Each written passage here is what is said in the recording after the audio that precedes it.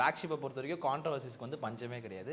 நிறைய விஷயங்கள் நீங்கள் ஆரம்பித்த டைமில் தான் இந்த ப்ரொமோஷன் பண்ணி அந்த போனதுலேருந்து இப்போ ரீசெண்ட் டைம் நிறைய விஷயங்கள் வந்து நீங்கள் கோத்ரூ வந்து பண்ணிட்டு தான் இருந்திருக்கீங்க. இதில் முக்கியமாக இருக்கிறத வந்து ஏதாச்சும் ஒன்று கேட்டால் வந்து இப்போ பிளாக் ஷிப்லாம் சேலரி கொடுக்க மாட்டாங்கப்பா அப்படின்ற ஒரு விஷயம் வந்து இருக்குது. அதை நீங்களுமே வந்து சொல்லியிருந்தீங்க.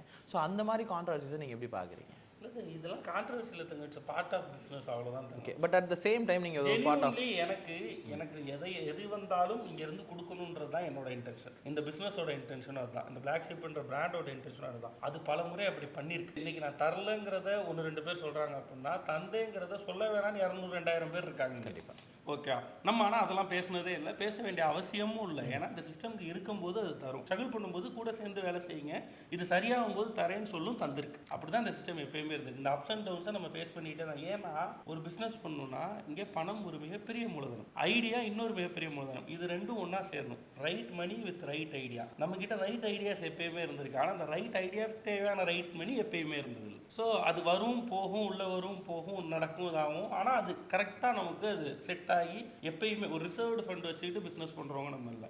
அப்போ நம்ம இந்த அப்ஸ் அண்ட் டவுன்ஸை சந்திச்சு தான் ஆகும்.